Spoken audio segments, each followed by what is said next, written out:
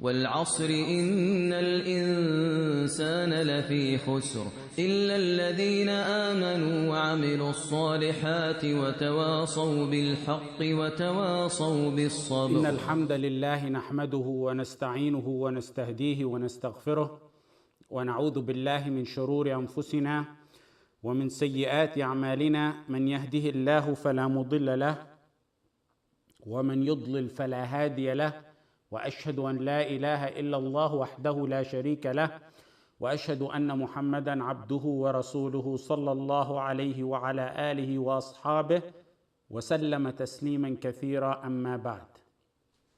We gave part 1 of Surat Al-Asr last week, and this will conclude inshallah tafsir Surat Al-Asr.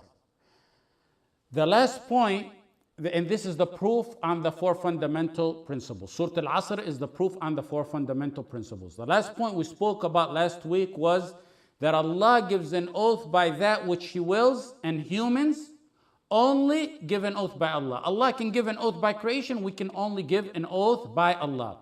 Let us go back to a term, wal-asr. Allah gives an oath to show the value of time by al-asr. Therefore, don't waste time. Keep in mind that the shaitan has tactics in killing your time. That's why when it comes to good, productive stuff that benefits you in the hereafter and even in this world, he casts boredom and laziness on you. Be alert for such tactics and know how to deal with them. If it's something vain or sinful, the shaitan puts joy to it. And that's one of the traps of the shaitan. You find that one, for example, can stand in a parking lot when he sees a friend and he'll talk to the friend, and hours will go by, possibly backbiting or maybe in even just vain talk. Hours go by and one feels as if it's only a few minutes. Maybe even neutral stuff that's talked about, maybe mubah. The shaitan doesn't care as long as he can keep you away from obedience out of envy, that he doesn't want you to do that which he is deprived of. Suddenly you go home and you're too bored to stand up for 5 minutes in Qiyam al-Layl. Or the Imam in Salat al-Isha or Salat al-Fajr reads what the Prophet ﷺ used to read, and one starts to shake his legs and move in boredom and starts looking at his watch or in the sky, and that's what you see of their appearance, and what's in the heart could be even possibly more. You find people who are sitting with friends at such ease and peace, fully attentive and engaged into conversation as if they have no worries. And basically, if you ask them, they probably tell you, we forget our worries when we're talking to our friends. And if he breaks for salah, suddenly the shaitan comes to him and reminds him of the stresses of life and school and tests and appointments and kids and other matters to distract him from that which benefits him in the hereafter. A true believer, his coolness, the coolness of his eyes is in salah and dhikr. The Qur'an and Sunnah states so. Today, the coolness of the eyes has become in everything outside or except dhikr and salah. So Allah gives an oath by al-asr, by time, to draw attention to time. You're made of time. You're made of seconds, minutes, hours, days, months, years. You are made of that. When today leaves and today ends, you buried a portion of you. That's what you got to think. When you pray Salat al-Maghrib every day, that's the end of our day. Maghrib after that is the beginning of the following day. You've buried a part of you right there and then. One is like a building. Your age may be 20, you may be 20 stories up, maybe 75 stories high rise. Every day that goes by, a brick is taken off that and placed in the hereafter. Every sunrise and then sundown that you don't gain deeds is a day you'll regret. If it's in haram, we all know that. If it's in normal mubah stuff, it'll be regretted because you didn't gain a higher level in Jannah. You're made up of time. Time passes and we enter Jannah based on what we invested in our time. Wal asr. That's why Allah gave an oath by al asr. Minutes passing are your principal. They're your capital. Every day that passes by, you bury a day out of your life. The next point. What's the subject matter of the oath? What is so important that Allah needed or wanted to give an oath about? What is it so important that He wanted to draw our attention to look into? إِنَّ الْإِنسَانَ لَفِي خُسْرٍ. The subject matter of the oath is that everyone is at a loss. Allah is given an oath on al-asr that man is at a loss. Mankind is at a loss. What's the relationship between choosing al-asr to give an oath by and the fact that everyone is at a loss? Why didn't He give an oath, for example, by one of His many other creations? Right here in this surah. Asr is your life. It's the token of time. And how you use al-asr, your time, is a determining factor if you will be among the winners or among the losers. So it best coincides that time be what Allah uses to give an oath by, and Allah makes the best of all choices. Innal insana. Insana, mankind. If you're mankind, this applies to you. Insan is all mankind. There's a dispute. Some said it's the kafir, some said it's all mankind, and it's probably more correct to leave the Quranic verses general like in this one if there's no proof to restrict it, and that was the opinion that Ash-Shanqiti went by. Innal insana lafi khusr. Lafi. Lam in lafi is to confirm. We talked about that last week. Khusr. Khusr comes in a noun form. Loss. Instead of a verb. Khusr comes as a noun instead of a verb to give an everlasting, powerful meaning. Allah did not say khasar.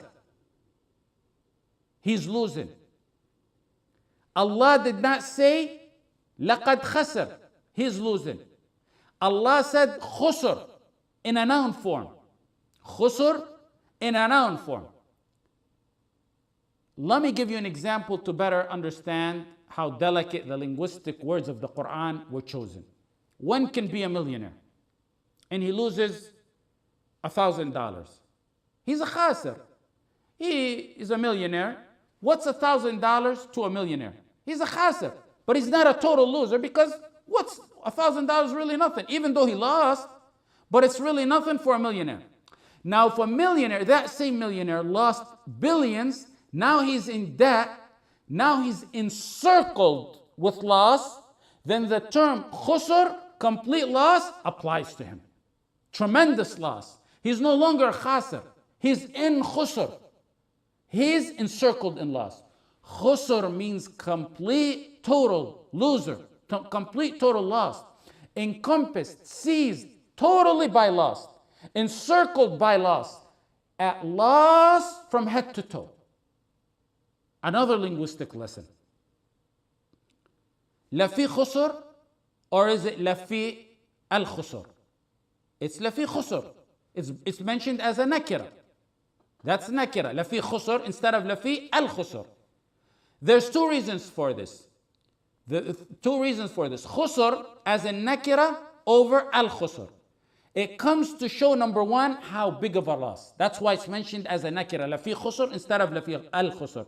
Arabic people use nakira without al to show something that is mighty and devastating and how big it is. So this is to show how big of a loss it is. Another linguistic lesson is Allah used fi, in, instead of ala, on. Ala means on. In another verse, when Allah talks about guidance, He says, أُولَٰئِكَ عَلَى هُدًى. They are on guidance. He didn't say fi over there. Why did He use fi instead of ala here? Because He's fully surrounded deeply with loss.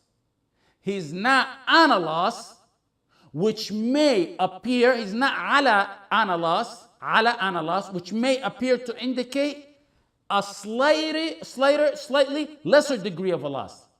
He used fi to indicate how big of a loss it is. He is in total loss. He's not near or close to a loss. He is encircled in a loss. All those unique, detailed linguistic lessons show how big of a loss this is we're talking about over here. The loss here is not a transaction or two. It's not a season or two. It's not a semester or two. It's not a quiz. It's not a test. It's not a business deal. This loss here is loss of a capital. It's loss of profits, and it's complete debt. Major loss. It's also not a temporary loss. It's an everlasting loss. If one is in hell, he's doomed. Nas'alullah al-afiyah. If he's in heaven, then he may have not gotten the highest rank that he should have gotten. It's a loss right there too. Let me give you a practical example as it pertains to the surah. A winner and someone who lost his profits. First one is a winner, then one who lost his profit, and then the third one is one who lost his capital, his profit, and he is in debt. You return from work or school.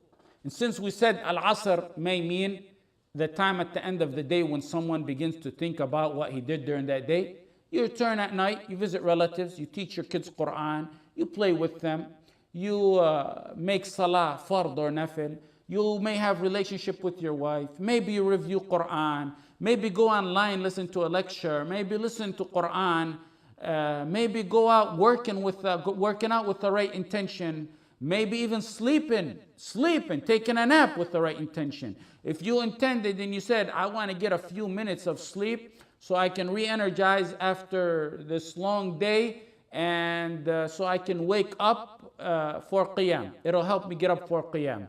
And because there's a hadith, the Prophet ﷺ said, you get some qaylula during the day, sleep, nap at the day, so it'll help you wake up at night. So that is a winner. He used his time to his advantage. That's number one. Number two is someone who came back from a bad day. You usually come back from work or school upset or thinking or worried, and you're brainstorming and you're thinking, sitting there just merely thinking about what happened. Anything you do idle where you're not gaining deeds, you're at a loss. You lost profit. You may have not gotten sins. We're not saying you got sins for sitting there and thinking and drooling over what happened. But that same time is a loss because you didn't take advantage of that time. What's the surah start with? Al-Asr. Time. Any businessman will tell you money you have, you stack away, that's not invested is money lost. Money not invested is money lost. Take it and say, time not invested for your akhirah is time lost. It's so simple to get ajr. In fact, with the right intention, there's nearly nothing you can't get ajr on. You go work out with the right intention, ajr. You sleep and take a nap with the right intention, ajr. You play with your kids, ajr. Now the third scenario is one that will return from work, use that time to hang out with his friends. He uses that time to hang out with his friend. Now what's a common epidemic today in settings? Backbiting, gossip, watching that which is prohibited, maybe listening to the instruments of the shaitan, sitting with your friends, or going on the net and typing away in the honor of those dead and alive. You see and hear of frogs who don't know if they'll wake up Muslim or otherwise, performing dissection and anatomy with their tongues on the honor of people whose destiny is now with Allah.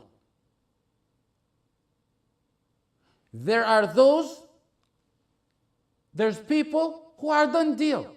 Allah's dealing with them. Allah is dealing with them. They are now with Allah. Allah's dealing with them. Then you got people who perform dissection on those whose souls are possibly inside green birds tending to the rivers of paradise and eating from the fruits of Jannah and returning to hang on the throne of Allah. All that while some rag is sitting dissecting them with his tongue, does not know he himself whether he will wake up as a Muslim or a munafiq. If Allah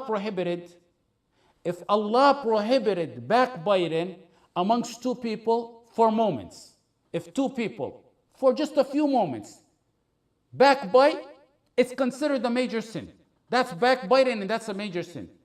If it's only for moments and just amongst two people, it's a major sin when it's among two. In the reality, if you think about it, when two people talk about someone, each party departs and possibly forgets that which they said and go about their way. That's major sin in backbiting, even if they forgot about it on the spot. And that's among the major sins. Now imagine a sin like that when it's among a group.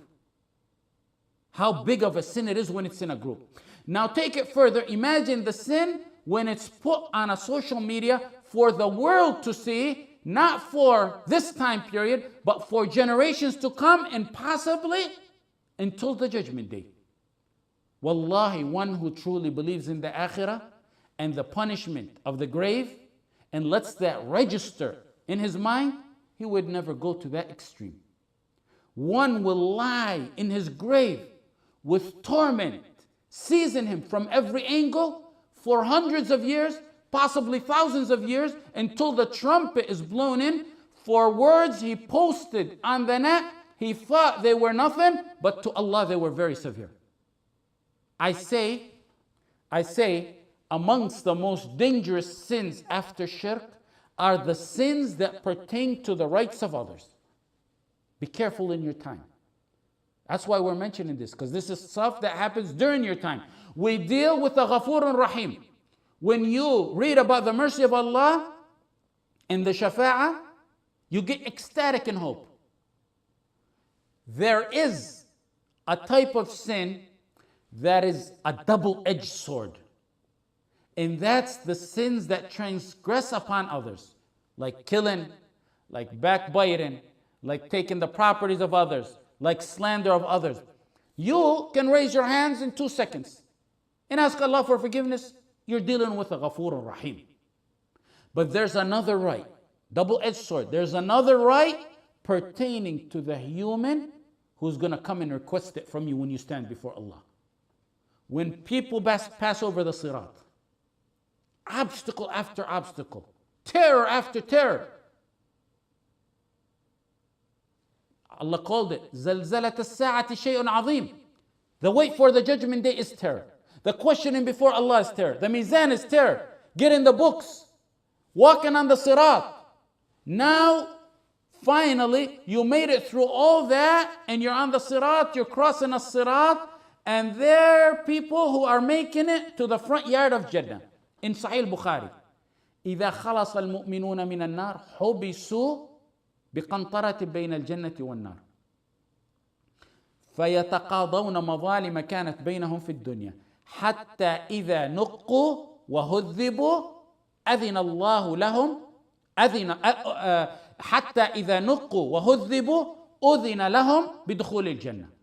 Abu Sa'id al-Khudri radiyallahu anhu in hadith in Sahih Bukhari said, when the believers cross over hellfire, over the Sirat, they're stopped at a bridge called Al-Qantara, an arch bridge called Al-Qantara, before they get into paradise. What's that bridge for? They will be given retribution for injustices between them until they're fully purified. Then after they're purified from rights amongst each other, then they'll be told, you can enter Jannah. Qantara may be the edge, the last portion of a sirat, but I believe from what I read, I believe it's actually another bridge, a second smaller bridge after a sirat, that's like a detour for believers of this ummah who have rights amongst each other before they get to step on the front yard of Jannah. Whoever contemplates and fully realizes the akhirah, and sit, when you think about it, as it's happening before you, that what I just told you, sit and imagine it before you. You could never commit a sin like this. Can you imagine the excitement? You pass all through all those phases, one after the other. You just finished passing the claws that take you, kalalib, that take you and pull you from the Surat onto Jahannam. You just passed that phase. Just as you're about to put your foot in the front yard of Jannah, one group goes forward to the front yard of Jannah joys, and another group goes to Al-Qantara to settle the disputes they had between Muslims and get purified before they're allowed to enter the front yard of Jannah. Is anyone worth stopping you for a millisecond from putting your feet on the front yards of Jannah? Imagine with me. Ask you by Allah to imagine with me that you're on the Qantara. Jannah is an eyesight away. You can see Jannah from the Qantara. You get in sins of someone you despise so much that you spoke about him and slandered him. Can you feel the agony you're going to be going through? Because still at this point, after this point, Allah's going to remove all heart feelings. But at this point, you're going to feel the pain of it. Can you feel the agony of being imprisoned on the Qantara, watching your level in Jannah from Firdaus drop down and down and down and down, at an eyesight away from you? Can you imagine the agony of seeing people in the front yard of Jannah? Some people possibly crowded about Ibrahim alayhi salam. Some people going to Nuh alayhi salam to meet with him. Some people going with Aisha to meet the wife of the Prophet sallallahu. Some going to meet Khalid ibn al-Walid and Abu Ubaidah, smiling and joyous. They made it to the front yard of heaven, and you're there on the Qantara getting your ranks stripped down, one after the other, for something you said about a believer, or something that you took away from the rights of a believer. The one you despise so much, is he worth the most valuable asset that you have? Your ranks in Jannah? If indeed you want to backbite, then slander your mom and your dad, or your Shaykh, or someone you really love. Because if you get stopped on the Qantara, it'll be your mom and your dad getting their ranks higher while yours get slower. Why did the Prophet ﷺ call someone who transgresses on another's rights bankrupt? Ask people who know finance. If someone has no wealth, zero, do you call him bankrupt? No, you don't call him bankrupt. Someone you refer to as bankrupt is not someone who never had nothing. It's someone who has a lot and then lost it. Those who slander, backbite, transgress on the honor and the rights of others, they have deeds, lots of deeds. In one hadith, the Prophet ﷺ said, like Jibal Tuhama, huge mountains of deeds. But they become bankrupt, they lose it all. They hit someone, he takes some ajr. They slander, that person gets some ajr. You really get amazed at how loose some tongues are and how released some jaws are when it comes to the honor of their brothers. Because they don't really comprehend this. The akhirah in them is not really deep in their hearts. Basically, we gave scenarios right now of how one took advantage of the hour and became a winner. The middle one was a loser, because even though he didn't commit sins, he didn't gain no ajr, that's considered a loss. Time not invested in the akhirah is a loss. And the final scenario we took is not only one who didn't gain ajr, but he gained sins and he became a bigger loser or has a bigger loss, and he didn't spend his time positive or neutral, he actually spent it to accumulate sins. What makes one at a deep loss, lafi khusr, is that he brought this onto himself with his own actions. No one forced him. No one forced him. No one put a gun to his head and told him. It was his choice. And it was his choice through his body parts, and those will be testifying against him on the judgment day. So the first reason for khusr instead of al-khusr is to show how big of a loss it is. That's why it's mentioned in a nakira. The second reason for khusr over al-khusr and mentioned in nakira is tanwi'. That the losses are level. Losses are levels. Look in the Qur'an. There's many verses. الذين خسروا أنفسهم وأهليهم يوم القيامة. قل هل ننبئكم بالأخسرين وهم في الآخرة هم الأخسرون. So the Quran gives levels of those at loss. You got a khasir and you got a akhsar, meaning they're levels. Not all losers are on the same level. So here it's one khusr completely encircled with loss. That's the second reason for the linguistic use of a nakira khusr instead of al-khusr.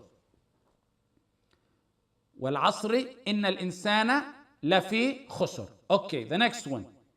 إِلَّا الَّذِينَ آمَنُوا. إِلَّا الَّذِينَ آمَنُوا. Notice how Allah generalized that everyone is at a loss, then drew an exception. Everyone's at a loss, that's the verse. And then He made the exceptions. Illa is the exception. Why didn't the verse state that everyone succeeds and then make exceptions to the losers? For example, why wasn't the verse everyone's a winner except? Why is it everyone's at a loss except? The reason is because the verse goes to reiterate what I mentioned the week before last, that usually the majority are vilified. So Allah generalized based on the fact that the majority are the ones who are astray. I mentioned, not last week, but the week before last, 4 or 5 verses showing that the Qur'an mentions the majority in a vilified way, and that those people who are on the truth are usually a minority and they're praised. And I mentioned for each side approximately 4 or 5 verses. وَمَا أَكْثَرُ النَّاسِ وَلَوْ حَرَصْتَ بِمُؤْمِنِينَ وَإِن تُطِعْ أَكْثَرَ مَنْ فِي الْأَرْضِ يُضِلُّكَ عَنْ سَبِيلِ اللَّهِ. That's the reality. What Allah stated is the reality, no doubt. That's the Qur'an, that's the word of Allah, the Creator. The world has 7 billion humans on it. Out of the 7 billion, 1.6 billion are who fall under the name Islam. Out of the 1.6 billion, you got to start cropping out. You got to crop out. You got to crop out those who don't make the salah. Crop out those who have corruption, major corruption in their aqidah, like the major shirk in them. Then you got to crop out the Shia and go on and crop. How much you have left? The Arabic language comes like that. If the majority were hungry and there's only a few who are left, you say everyone was hungry except. الناس جاعوا إلا. If everyone accepted your wedding invitation except 3 or 4 people, you say الناس أتوا إلا. People attended my invitation except, meaning the majority attended. Okay. If most did not accept your wedding invitation, you flip it around. You say, لم يأتي إلا. No one attended except. That's the proper Arabic language. You start with the general majority of something, and then you draw the exceptions. Here, in this, وَالْعَصْرِ إِنَّ الْإِنسَانَ لَفِي خُسْرٍ إِلَّا. Here, it's to show that those at a loss are the majority, which is consistent with the more direct verses we mentioned 2 weeks ago. إِلَّا الَّذِينَ آمَنُوا.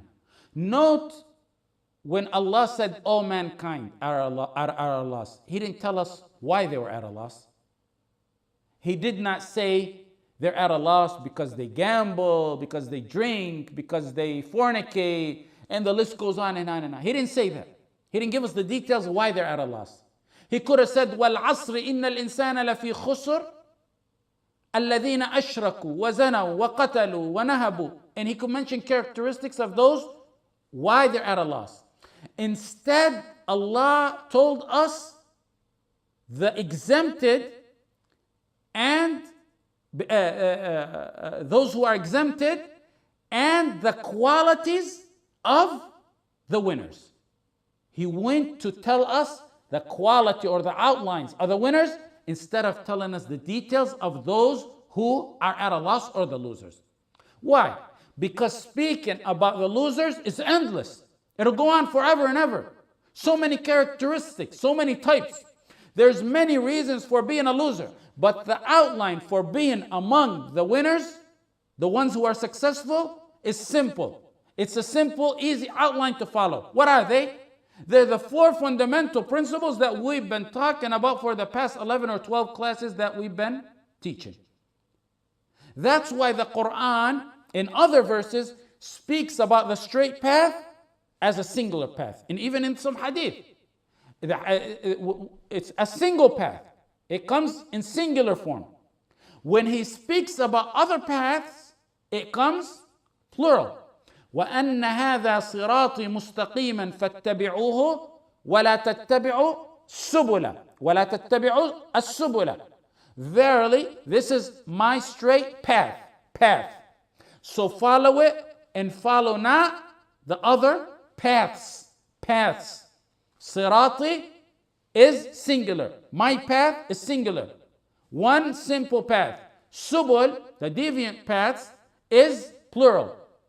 So one, the right path comes as singular, and the deviant path comes as plural. Okay, إِلَّا الَّذِينَ آمَنُوا. إِلَّا الَّذِينَ آمَنُوا.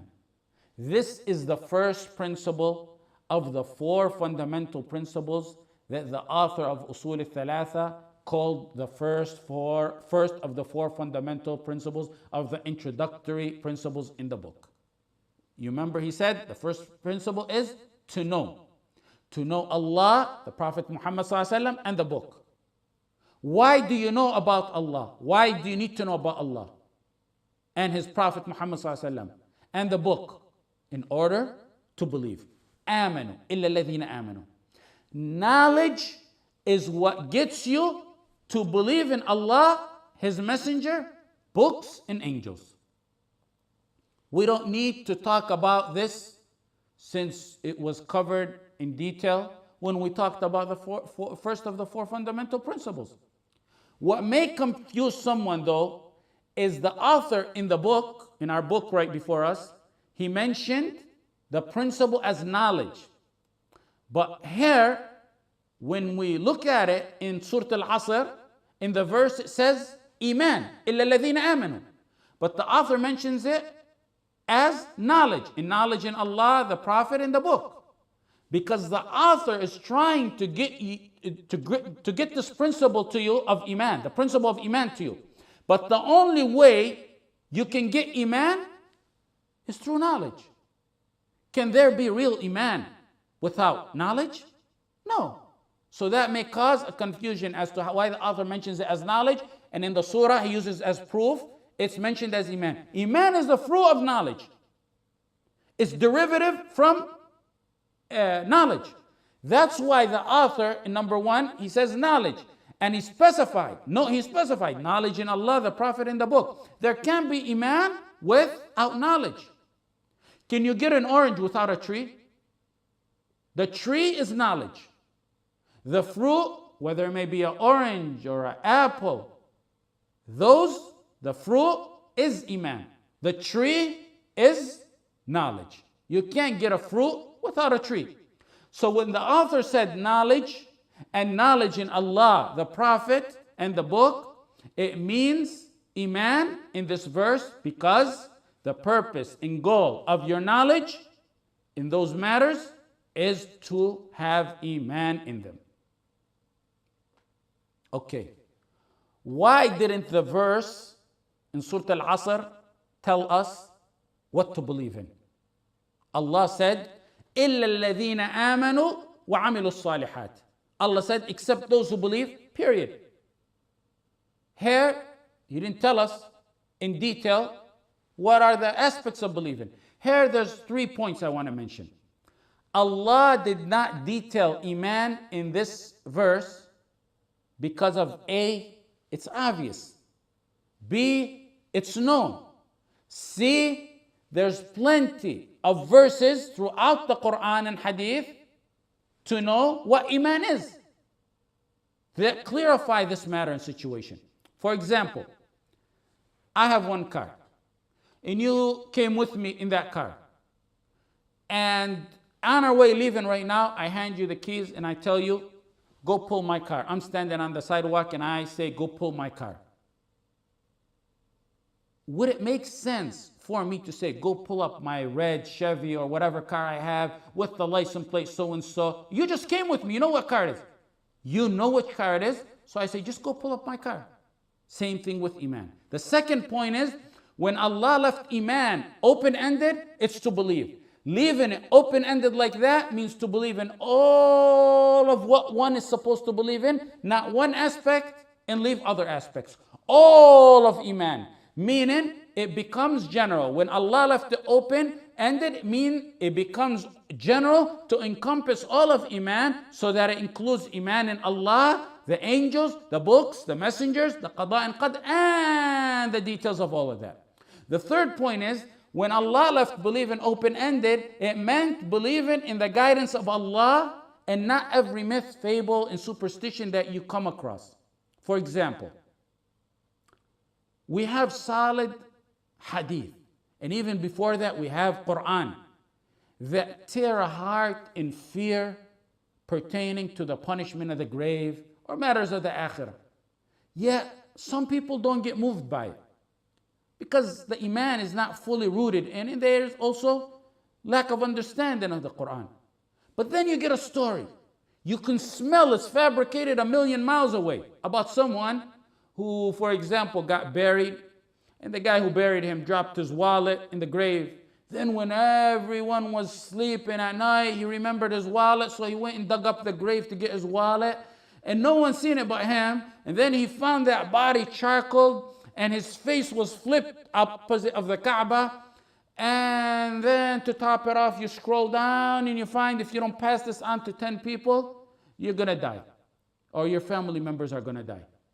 When Allah said to believe here, it's to believe in the verses, Iman, in the guidance, not to be.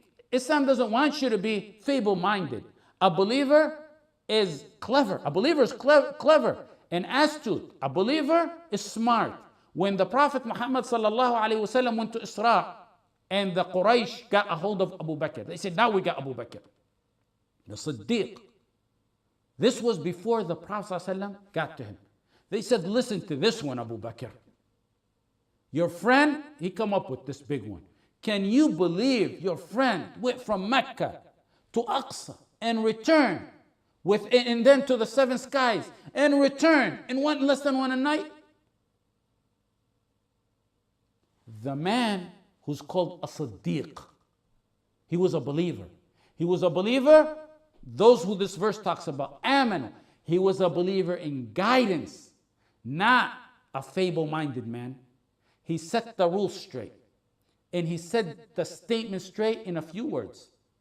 He said, if he spoke it, it is the truth. إِن كَانَ قَالَ فَقَدْ صَدَقَ. Meaning, you guys are probably liars. But if this really came from the Prophet Muhammad sallallahu alaihi wasallam, it's true. It's done deal. If it's in the Qur'an, if it's in the authentic hadith, whether it enters your mind or doesn't enter your mind, we really don't care about your mind. But don't be gullible to believe in everything you hear. إِلَّا الَّذِينَ آمَنُوا وَعَمِلُوا الصَّالِحَاتِ. عَمِلُوا الصَّالِحَاتِ. Those who do good deeds. This is the second one. Amanu, the first one is believe. عَمِلُوا الصَّالِحَاتِ. Do good deeds. Allah in 51 verses directly combined between Iman and good deeds. Iman must have actions and conduct. Note the order of how action comes after knowledge. There can be no good deeds except after Iman, which cannot happen without knowledge. So knowledge, then Iman, 1 and 2, or you can put those at the same level actually. And then the next one is to act on it. This is proof that there's no Iman without action. Those you confront about performing actions of Islam, and then you get the answer always, Iman is in my heart. The Qur'an, when combining between amanu wa amilu salihat 51 times, in reality declares them liars. Those are liars. We're not talking about someone who said his shahada in dhuhr and before asr he died. And you say, oh, is he a Muslim or not?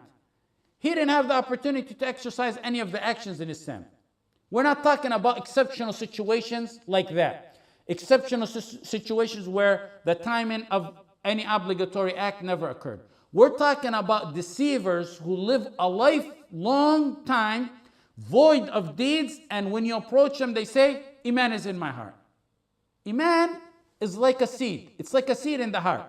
And it's also like a seed when you want to grow a flower. If you don't give that seed water, if you don't care for it, if you don't nourish it, what happens to that seed? That seed dies. It never grows.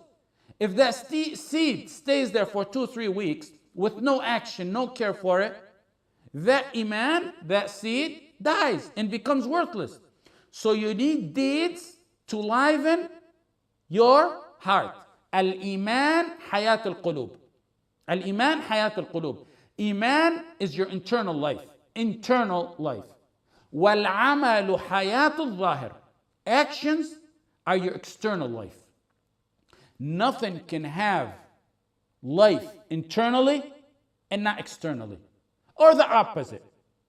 And if they do have life, one way or the other, not the other, it's going to be temporary, and the other missing half is going to kill the other half.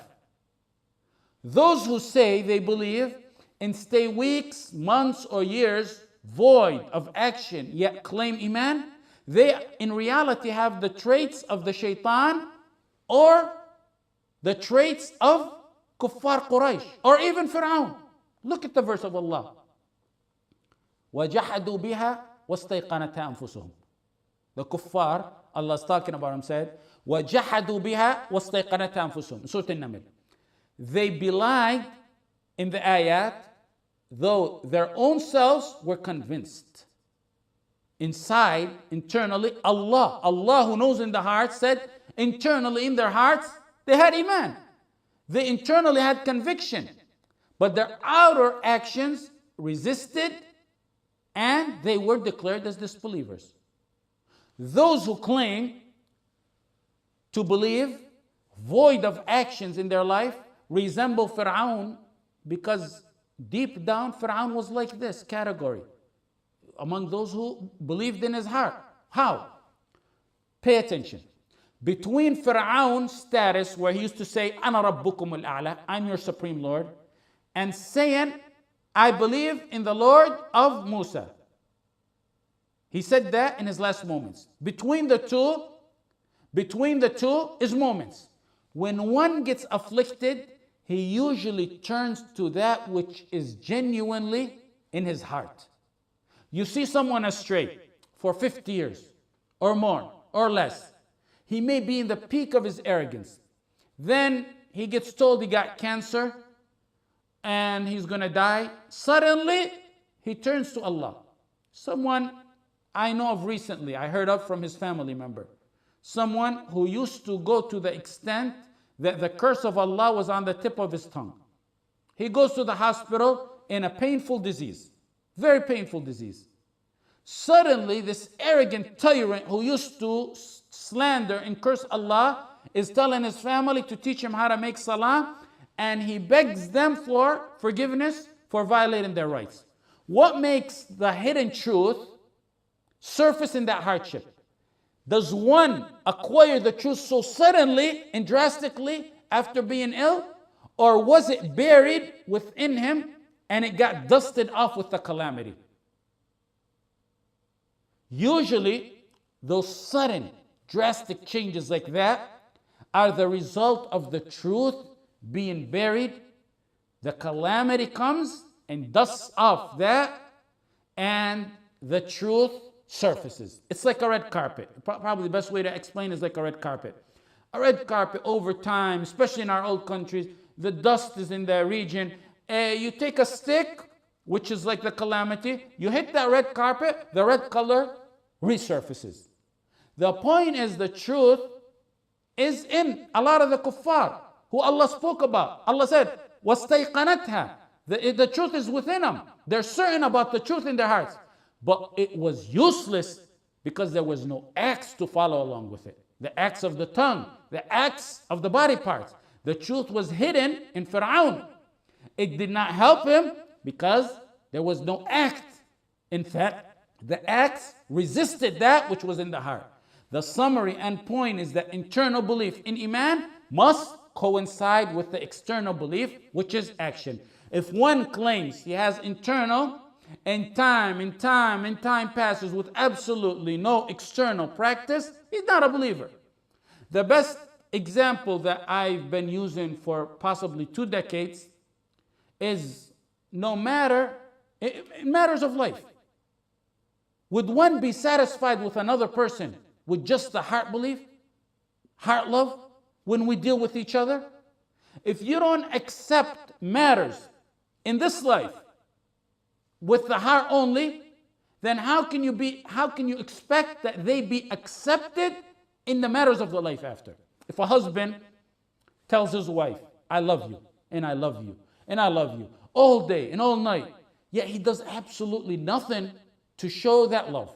No job to support her, does not take care of the kids, does not help her around the house, sits on the couch all day and tells his wife he loves her. What's the common statement that the wife says? If you love me, you would show it. If you love me, you would show it. And then of course she's going to go to the Shaykh and file for khula. If you do good in work, in school, your teacher, your boss, whatever it is, says, I like you. You did absolutely great. And he showers you with the most eloquent praises. He loves you. Your natural reaction is, if I'm all that, then show me. Show me. If I'm good, then where's the grade? Where's the A+? Where's the promotion? Where's the raise? The flip side of this is action with no internal iman is very dangerous as well. The peak of deeds is for the apparent deeds to coincide with the internal iman. Those who have deeds with no internal foundation have in reality aspects of the munafiqeen and the hypocrites and flip-floppers. Those are the people who you really find with relapse. Those are the relapse in their belief. The ones who relapse are this kind of category. You see him with the appearance that he's a true devout Muslim. To you, that it appears like that. Then suddenly, he's the total opposite. Those are the people who really in reality had the external, but were hollow internally. Let me give you an example. All this is cleared by examples. That's why I have to give you example for each one of these. Early in this century, there was a man called Abdullah al-Qasimi. He lived from 1907 to 1996. He was born in Saudi. He went in exile. He exiled himself to Egypt. He wrote books defending Islam. He wrote books defending Imam Muhammad bin Abdul Wahhab. He wrote books refuting sects. He wrote books refuting atheism. This was in the early part of the century. Abdullah Abu Sam, one of the Imams of the Haram back in the days, he died 1952, rahmatullah alayh. He wrote a poem commending this man, Abdullah al-Qasimi. He wrote a poem for his great knowledge, for his service to Islam. Abdullah al-Qasimi wrote books. I read a lot of his books, and truly, his old books, you benefit from them. He has a book, for example, As-Sira' Bayn al-Islam wal-Wathaniyya. His most popular book. He has a book called Al-Buruq al-Najdiyya. He responds to those who claim that one can have intercession with creation. Basically taken about the major shirk. He has a book called Mushkilat al-Ahadith al-Nabawiyya wa Bayanuha. He responds very eloquently to atheists who claim reason over proof. He has a book called Al-Fasl al-Hasan Bayn al-Wahhabiyyin wa Mukhalifihim. And he has another book called Shuyukh al-Azhar. And he has another book called Al-Thawra al-Wahhabiyya. Books where he defends the true Tawheed and the followers of true Tawheed. He has a book called the popular book Hayat Muhammad. He has a book with commentary on that book. If you read his books, or if he had back then tapes or YouTubes, this would have been an imam on one of the biggest imams on the path of Salaf, vigorously defending Islam and the core of Tawheed. Not just regular Islam, the core of Tawheed. That's how it looked. That's how it appeared. But was it really like that? In reality, he's an example of one whose outer action didn't match his internal action. Like many of the ignorant heads that you see today. Maybe not at the same level of him, but it's the same problem. Those who went from apparent talk of ayat and hadith and tawheed and sayings of the salaf, they went from that 15 years ago to suddenly they're now modernists or right at the border of being modernist. From uttering Qur'an and Sunnah to being more like now political analysts worthy of, instead of talking Qur'an and Sunnah, they're worthy of taking the position of John King on CNN. Some whose present day recordings refutes their recordings 15 years ago.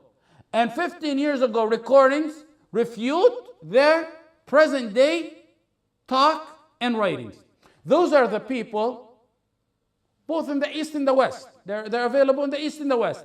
The reality is they may not have gone to the extreme of Al-Qasimi, who went to an atheist after defending Tawheed, but they have aspects of the common denominator is the internal didn't match the external. Nas'alullah al-afiyah. That's a problem.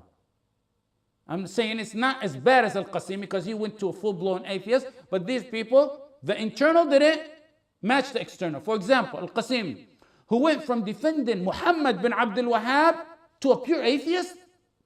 Later on, why I say didn't match? Later on, some of his close friends said that when he was writing these hardcore books on Tawheed and Aqidah, defending Islam, in his private settings with them, he would debate with them matters that were extremely unusual.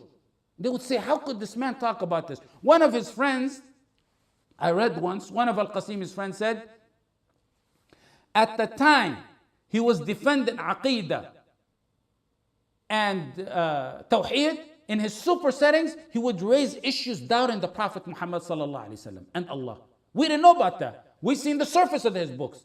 Then his friend said, then I would see him in a gathering in the daytime teaching to a group and a crowd Sahih Muslim. So then I say to myself, the talk we had yesterday is just probably shaitanic whispers because it's impossible. At nighttime he's having doubts in the Prophet ﷺ, in the daytime he's teaching Sahih Muslim. The main diagnosis of the likes of the Qasimi, who went from Tawheed carriers and defenders to pure atheists, is that there was a mismatch between the internal and the external. The internal iman did not coincide with the external. When you're asking, ask Allah like the Prophet sallallahu alaihi wasallam. Ya muthabbita, ya muqallib al-qulub, thabbit qalbi ala dinik. The authentic hadith that the Prophet sallallahu alaihi wasallam used to make a dua in a Jami' al-Saghir. Oh Allah, the turner of the hearts, keep my heart firm on your religion. In reality, that dua means keep my internal and my external running at the same path so I can be and remain steadfast on the Tawheed. إِلَّا الَّذِينَ آمَنُوا وَعَمِلُوا الصَّالِحَاتِ. عَمِلُوا الصَّالِحَاتِ finally is good deeds. عَمِلُوا الصَّالِحَاتِ is good deeds. Act on Islam. This is the second characteristic of the aspects of saving you from being among those that are lost. This includes every kind of deed, both the internal actions of the heart, that's included, and the external, by your tongue, your hands, and body parts, that is all included. Any deed is included in this verse, عَمِلُوا الصَّالِحَاتِ.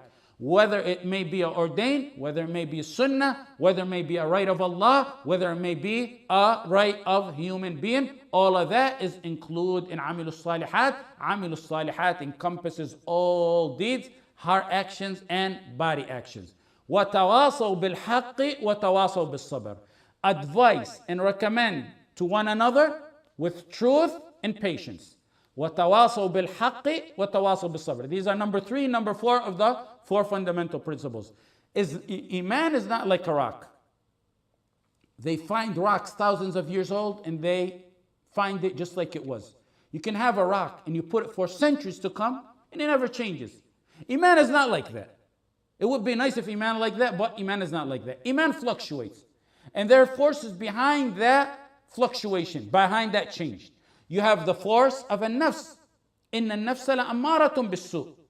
And you also got, number 2, there are 3 things. Shayateen al-ins. And then you got shayateen al-jinn, which are mentioned in the Qur'an. These forces are out to get you. Sometimes one of them attacks you. Sometimes 2 attack you. And sometimes you got all 3 on you, attacking you to misguide you. Sometimes they attack you with full force. Sometimes they attack you lightly. So how do you keep all these forces in check? 2 ways. تواصوا بالحق وتواصوا بالصبر. Advice and recommend in truth and patience.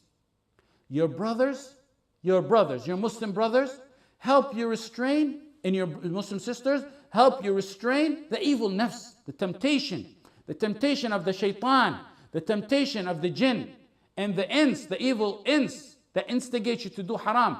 By how? By the righteous advising you. You need your brothers because when one is alone, he melts. If you have 10 cups and you put 1 ice cube in each one of those 10 cups, then you have 1 cup by itself and you have 10 cubes in that cup. Which one melts faster? When each one is individual, it's going to melt faster. تواصوا بالحق وتواصوا بالصبر. Why did Allah say تواصوا instead of أوصوا? Why did Allah say تواصوا instead of أوصوا? The reason for the word تواصوا rather than أوصوا is it was used because advising and recommending the truth and patience is not directed to a certain category of believers. It's for every believer, for every group, for every category. Tawasaw is da'wah. Da'wah is not a monopoly, nor is it exclusive. It's not for a certain category over another. It's not exclusive for some over another. Had it been also, then yeah, it may have been directed to a certain group. But when it's tawasaw, it means it's open for all. It's the duty of all. It's the duty of all what? It's everyone's duty to advise and everyone's duty to accept advice. That's what tawasaw means instead of also. There's no one better than another in this ordeal. There's no shaykh immune from this. There's from getting advice, and there's no students. There's no layman immune from getting advice or giving advice. Students, sheikhs, imam, we're all equal. There's no hierarchy in this matter. Everyone in this we're all together in this matter. Like some countries, for example, they have the agency called the Agency of Propagation, the Virtue, propagation of virtue and the prevention of vice. And some countries, they try to limit ordaining the good in da'wah to that group right there. Had it been also, they would have had proof. But when it's tawasaw, no. Every believer must advise his brother, and every brother must accept. We're all in this equal. There's no send button, yet no receive. We all got in this matter a send and a receive button. A believer to a believer is like 2 hands. One washes the other. One hand can't wash itself by itself. You need another hand to wash the hand. And that's what a believer is to another believer. If you want others to accept your teaching and advice, then you start with yourself. No matter who you think you are, you start by accepting advice of other people. We all have our faults. Wallahi, we all have our faults. And we all have our weakness. The ummah is one body. And we're here to help each other in this weakness. Someone may have a weakness in doubts. Doubts are like shubuhat. He gets doubts, for example, about Allah. Many people get that doubt. The shaitan instigates and he reaches a level where he begins to instigate doubts in even Allah, in the existence of Allah. Some people begin to have these shubuhat. But there's another person, a believer, who is strong in resisting the desires, the shahawat, the woman, the musical instruments, and that's called shahawat. The one who's strong in doubts has weakness in looking at haram, for example.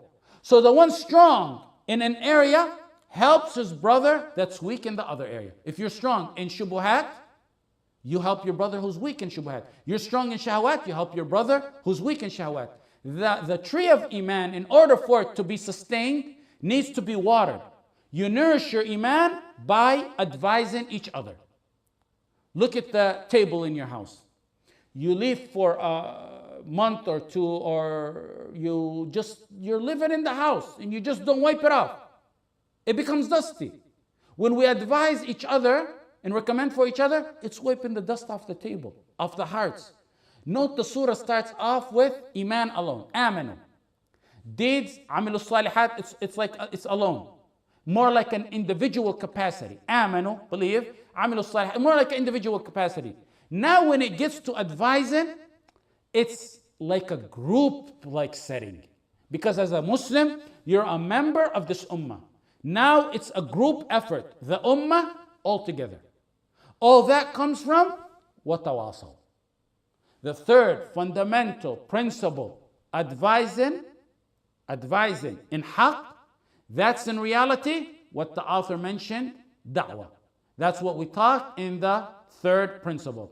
Haqq here, tawasaw bis sabri, وتواصوا بالحق وتواصوا بالصبر. Haqq here is a word used to summarize the revelation of Allah, the Qur'an and the Sunnah.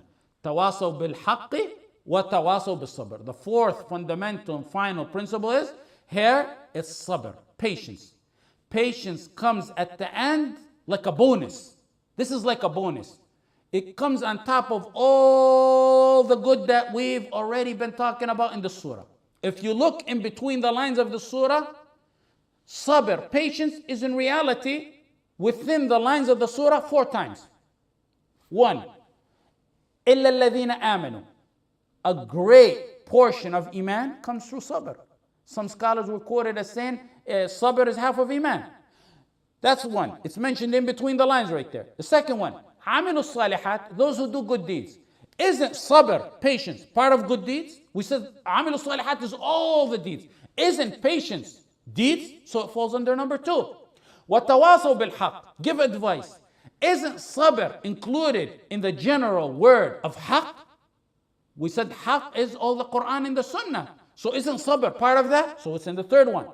But then finally, it's specified individually to show how important and essential and mighty it's supposed to be in your life and for you to achieve success.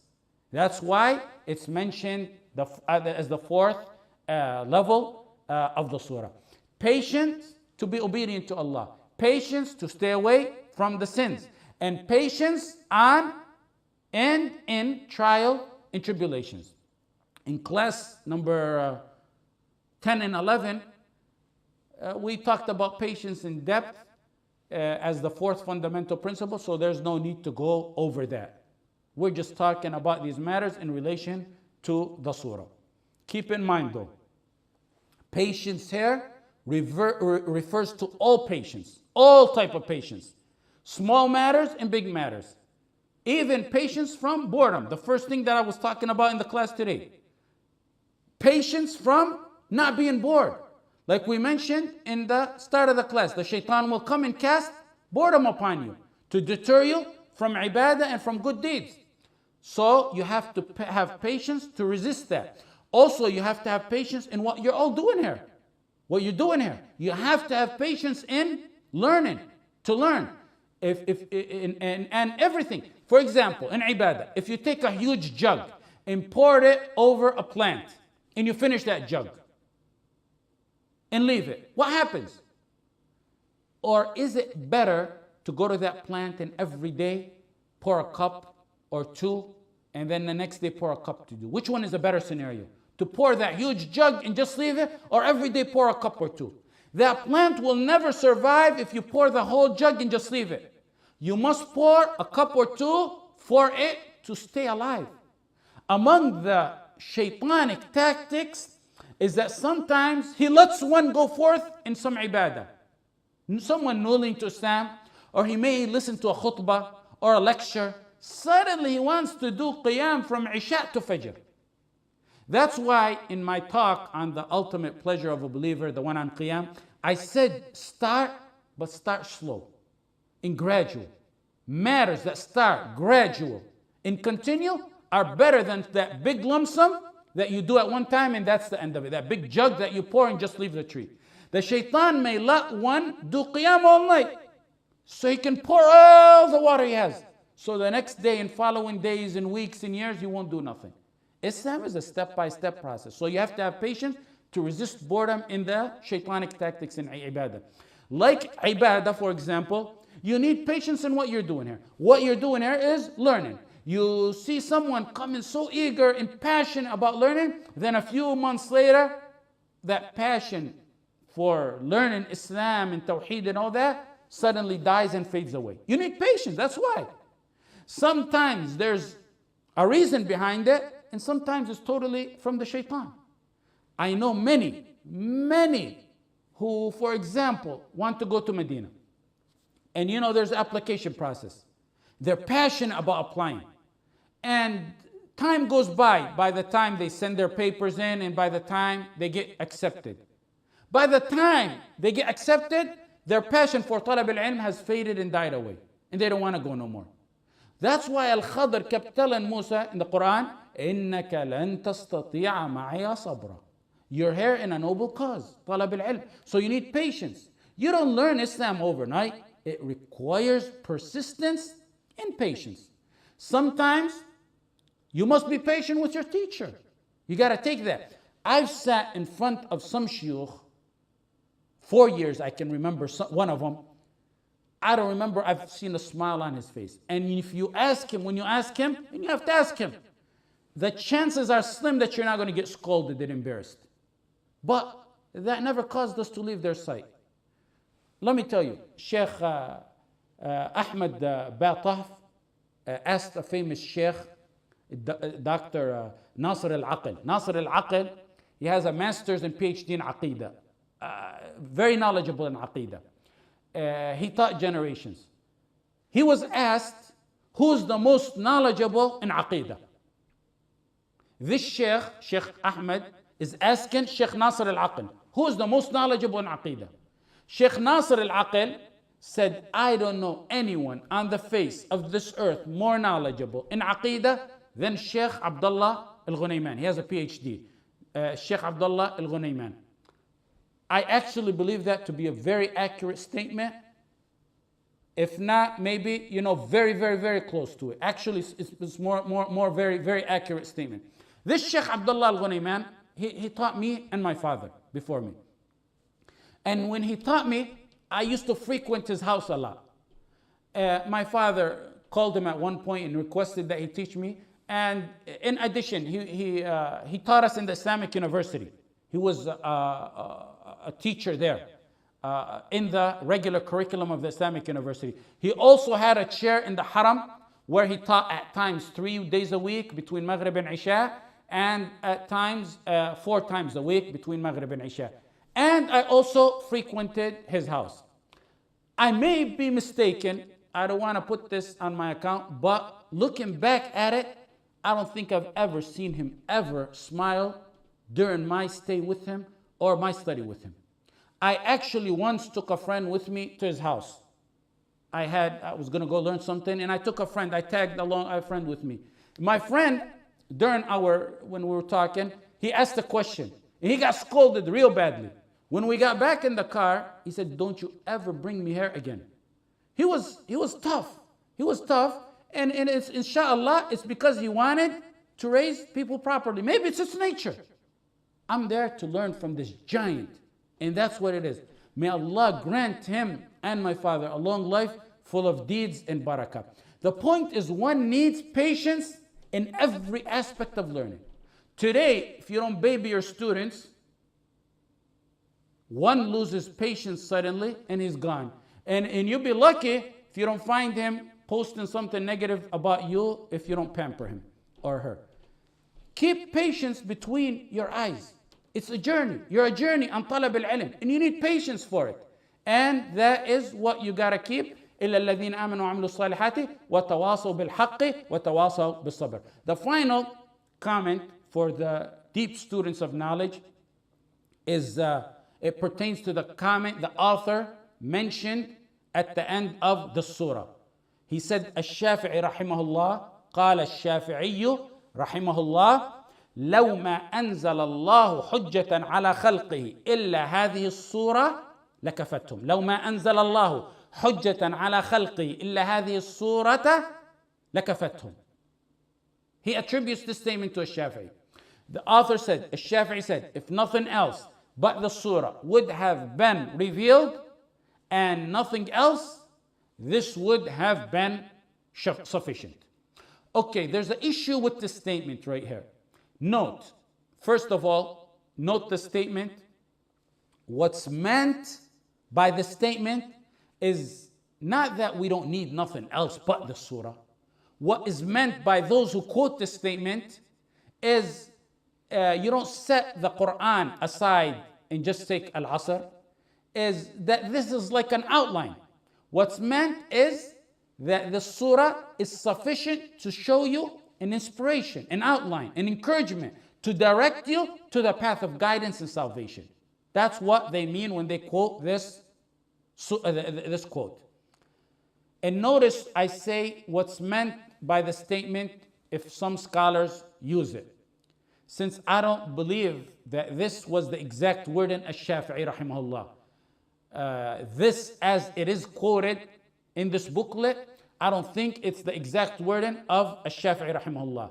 This statement as mentioned in Usul al-Thalatha is nowhere to be found by a chain. One of my shuyukh, a great muhaddith, Shaykh Ahmad al-Ansari, rahmatullah alayh, he's a great imam from Mali. And he left Mali at a young age to escape the French terrorists back in the days. And he landed in Mecca, in Medina, where he continued his studies, and he's a very prominent alim. Amongst his students are Ibn Jibril is a student, Bakr Abu Zayd is one of his students, Salih al-Shaykh is one of his students, Sheikh Umar Fallata and Atiyya Salim, both of who were my teachers, are his students, and among his students is Sheikh Salih al-Suhaimi. This Sheikh Ahmad al-Ansari, he died rahmatullah alayh in I believe it was 1997 or close to that. Based on many, let me say before I go on, based on many requests when I mentioned these ulama, many wanted to know more. And inshallah, if we have time, I'll mention a short glimpse on these giants of Islam to revive their mention, because they're the leftover of the followers of the Sahaba. And because when you know about the true ulama, you'll end up knowing who's a alim and who's not. Anyways, when I asked Sheikh Ahmad al-Ansari once in his library, he had a library that was open to the public, about the statement, he said he does not know of any chain of authenticity where that statement, as mentioned in this booklet, can be found. And I've heard from another student of ilm, Al-Albani said a similar quote. And actually, if I didn't learn but this from Sheikh Ahmad al-Ansari, it would be worth me making dua for him for the rest of my life. And he taught me plenty. May Allah raise his rank to Firdaus. He said in many books that he researched, he couldn't find it. However, in Manaqib al-Shafi'i for al-Bayhaqi, there's a chain for a similar statement. The statement goes, لو فكر الناس في هذه الصورة لكفتهم. لو فكر الناس في هذه الصورة لكفتهم. If people contemplated the surah, it would be sufficient enough for them. It's a little bit different. However, this proper wording is attributed to a Shafi'i, and Sheikh Ahmad al-Ansari said it's attributed to a Shafi'i. This one, لو فكر الناس في هذه الصورة لكفتهم, it's attributed to a Shafi'i with a solid chain, unlike the other statement that's mentioned in this book. Why? First of all, we should use this one because it's actually has a chain to it. Second, it's more clear. The statement is more clear as to what Shafi'i is talking about. Also, if you read Ibn al-Qayyim's works, and Ibn Taymiyyah his Shaykh, and Ibn Kathir, and Shanqiti, they all mention it. لو فكر الناس في هذه الصورة لكفتهم. They don't mention it like it's mentioned in this booklet. So now, why did the author here say the other one, which is لو ما أنزل الله حجة على خلقه إلا هذه الصورة لكفتهم? Why did he use that? If the correct one is the one in Bayhaqi, Manaqib al-Shafi'i, why did the author here use it? Why did he use that? Why didn't he use in this booklet لو فكر الناس في هذه الصورة لكفتهم? Even though لو فكر الناس في هذه الصورة has a chain and the meaning is more clear. Maybe that the author here quoted the meaning and not the word for word verbatim of what Shafi'i did. And if you look into the works of Muhammad ibn Abdul Wahhab and those who mastered the work of the Imam, the author of this booklet, sometimes, when you study someone's books for so long, you get to know a trend of how he writes his books. So some of the ulama said that he quotes by meaning. So there's no problem in that, the fact that he quoted by meaning, but we should stick to the one with a solid chain because first of all, it has a chain, and second of all, the meaning is more clear. وجزاكم الله خير. We went a little bit too long, but alhamdulillah, we did a portion of what we're supposed to do of Tafsir Surat al-Asr. جزاكم